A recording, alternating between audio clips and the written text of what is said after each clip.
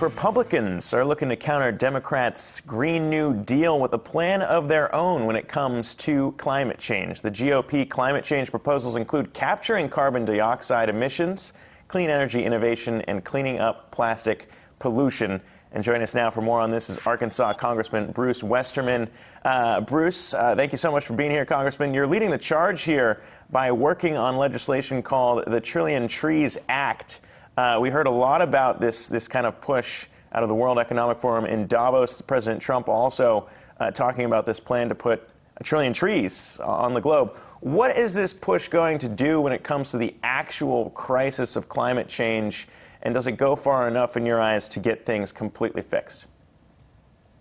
Yeah, Zach, great to be with you. Always like to talk about trees. I'm a forester by education, so this is a subject I'm passionate about.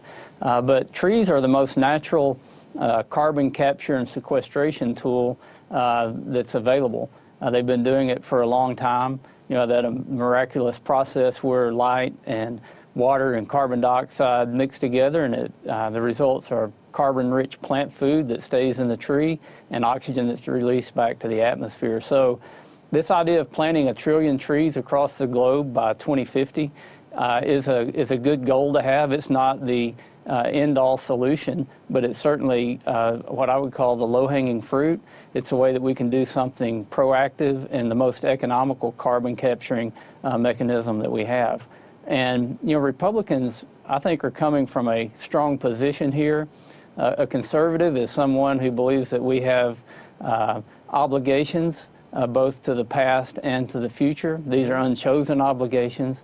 And Teddy Roosevelt was the father of conservation. It was Republicans that gave us the Clean Water Act, the Clean Air Act, the Endangered Species Act, and the EPA. So it's not like we're trying to catch up. I think we just have a different approach to sustainability and what we can do to make the Earth a good place to live, not only now, but in the future. Yeah, I mean, if you got to go back to Roosevelt, some critics might say that's going back a little bit far to talk about Republicans pushing for climate change here. And they might point that out. A more recent example would be President Trump taking the U.S. out of the Paris Agreement.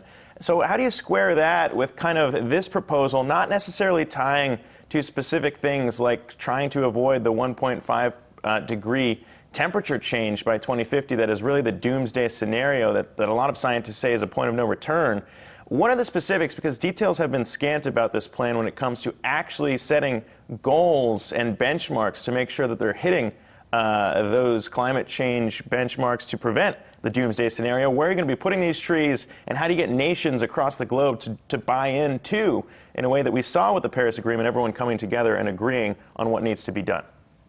Yeah, great questions. I'm glad you brought up Paris, because if you look at what the United States has done in reducing carbon emissions compared to the top 12 countries that signed on to the Paris Agreement, we've actually done more here through innovation and technology, and without agreeing to some limit that really has had no positive effect. But we're being proactive in our country, and trees are one way that we can be even more proactive. If you look at all the trees in the world, there's about 3 trillion here today. So if we plant 1 trillion more, we're talking about 4 trillion trees. About 300 billion of those reside in the United States. The U.S. is already planting 2.5 billion trees per year. So forestry and conservation is not something that's new to us. We understand the science a lot better now. And again, it is the natural solution, not the end-all solution, but it's a great first step as far as capturing and storing carbon. And there's more to it than just planting trees. We have hundreds of millions of acres of forest in our country right now. We need to make sure that those forests are resilient and healthy. We emit a lot of carbon into the atmosphere when these forests go up in flames. Sure. When they get attacked by insects and disease, and you get decay, all that biomass in carbon's going back into the atmosphere. Congressman, hi. Yes. It's Heidi here. So obviously the issue of climate change is very divisive, and as you can imagine, there are some harsh critics of your proposed plan here. So some of these critics are actually going so far as to say this might be a climate change plan drafted by big oil. There's no mention of shale production here. A lot of environmentalists have said that that is actually very detrimental to the environment. So what would you say to these critics that are saying this mentions nothing of that? Well, it mentions nothing of it because it's talking about trees and forestry and what can we do that's proactive to capture the carbon that's increasing in our atmosphere every day. What are we going to do about that? And again, trees are the natural answer. And there's more to it that I think a lot of people are missing in the discussion. When we build with wood, that carbon in that wood, which is 40 to 50% of the wood by weight is carbon, that carbon is sequestered in that wood as long as that building is there. And some of the oldest buildings in the world are wooden structures.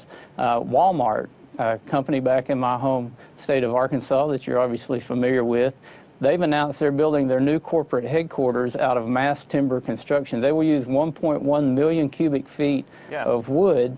That I'm estimating that's about 17 million pounds of carbon that will be sequestered in their new corporate headquarters. Yeah, I don't think anyone will disagree with you that adding trees to the environment will be bad. I think we can agree on that front that that's a step in the right direction. We've got to use those trees as well, but there's no limit to how much carbon trees can capture and we can store on the earth when we're putting those trees into wood products. So I think that's the part that people are missing out on, is that there's more to this than just planting trees. We want to use those trees as renewable building material and a very climate-friendly building material. We're seeing colleges and universities build new dormitories and structures out of wood, and it's something that's really catching on. It's kind of an old solution to a new problem. Sorry, so just want to add. Sorry, before you go, Jack, just want to get one more question. Are you proposing that you'd be planting the trees and then using the trees at the same time? Yes, and as long as you look at it from a macro analysis, as long as you're increasing the amount of trees and you're putting wood into buildings, you're increasing the amount of carbon that's being taken out of the atmosphere and stored not only in trees but in wood products. Congressman, this is Jack Brewer. Hey, Jack. How's it going? First off, I'm happy to see that the GOP is trying to do something in regards to climate change. This issue, I think, is a divisive one.